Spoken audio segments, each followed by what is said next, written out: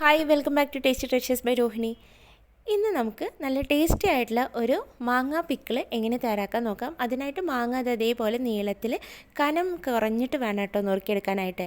അതിലേക്ക് ഒരു 1/4 ടീസ്പൂൺ മഞ്ഞൾപ്പൊടി ചേർത്ത് കൊടുക്കുന്നുണ്ട്. പിന്നെ നമ്മൾ എരിവിനാവശ്യമായിട്ടുള്ള മുളക് പൊടി. ഞാൻ ഇത്രയും മാങ്ങയ്ക്ക് ഇവിടെ ഒരു 3 ടേബിൾ സ്പൂണോളം മുളക് പൊടി എടുത്തിട്ടുണ്ട് കേട്ടോ. ഏകദേശം ഒരു 1/2 കിലോയിൽ കൂടുതൽ മാങ്ങയുണ്ട്.